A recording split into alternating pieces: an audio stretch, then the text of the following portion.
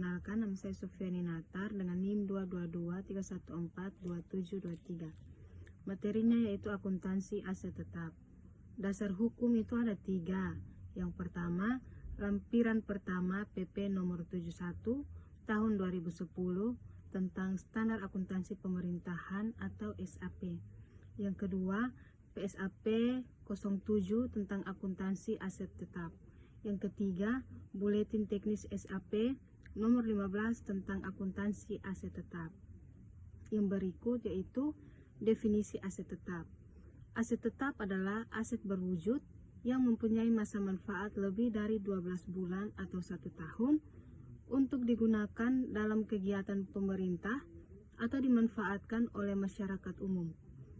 Tidak termasuk aset tetap jika aset yang dikuasai untuk dikonsumsi dalam operasi pemerintah seperti bahan dan perlengkapan, dan aset ini termasuk dalam persediaan. Yang berikut yaitu klasifikasi aset tetap.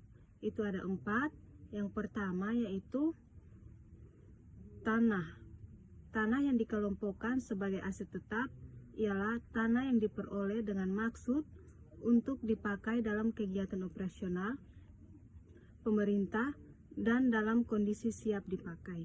Yang kedua, peralatan dan mesin.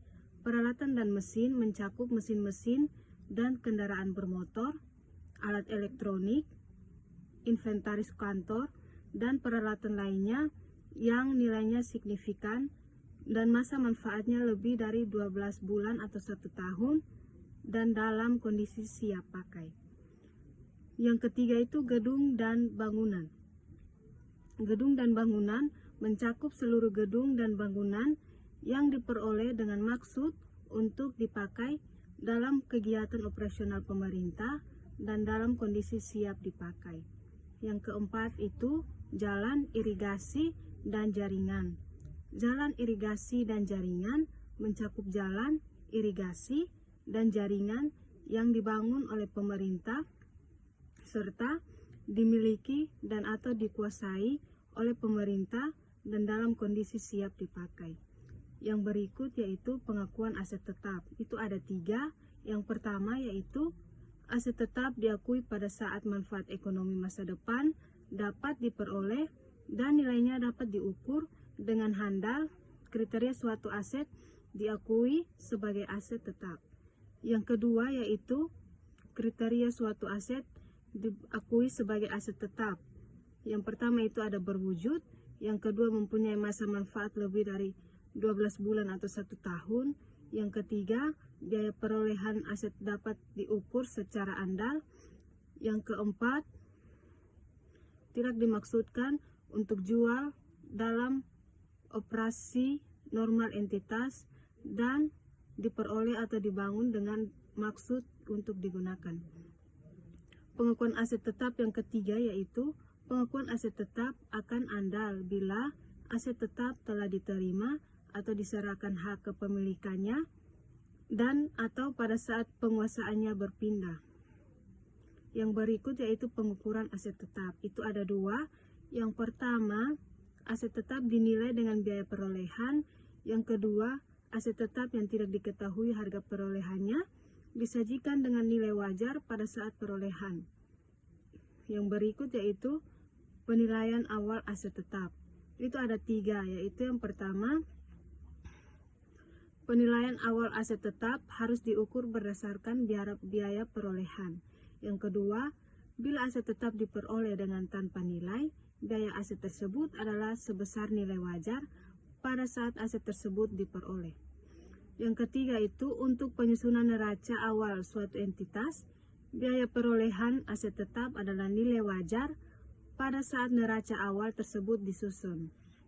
Yang berikut yaitu pertukaran aset. Itu ada 2. Yang pertama, biaya suatu aset tetap yang diperoleh melalui pertukaran yang tidak serupa atau aset lainnya diukur berdasarkan nilai wajar aset yang diperoleh, yaitu nilai ekuivalen atas nilai tercatat aset yang dilepas setelah disesuaikan dengan jumlah setiap kas atau setara kas dan kewajiban lain yang ditransfer atau diserahkan. Yang kedua yaitu Suatu aset tetap dapat diperoleh melalui pertukaran atas suatu aset yang serupa, yang memiliki manfaat yang serupa, dan memiliki nilai wajar yang serupa. Dalam keadaan tersebut, tidak ada keuntungan dan kerugian yang diakui dalam transaksi ini. Biaya aset yang baru diperoleh dicatat sebesar nilai tercatat atau carrying amount atas aset yang dilepas. Yang berikut yaitu penyusutan aset tetap. Penyusutan adalah alokasi yang sistematis atas nilai suatu aset tetap yang dapat disusutkan selama masa manfaat aset yang bersangkutan. Nilai penyusutan untuk masing-masing periode diakui sebagai pengurang nilai tercatat aset tetap dalam neraca dan beban penyusutan dalam laporan operasional. Metode penyusutan yang digunakan adalah metode garis lurus atau straight line method. Metode saldo menurun ganda, double declining balance method, atau metode unit produksi, unit of production method. Selain tanah dan konstruksi dalam pengerjaan, seluruh aset tetap disusutkan sesuai dengan sifat dan karakteristik aset tersebut.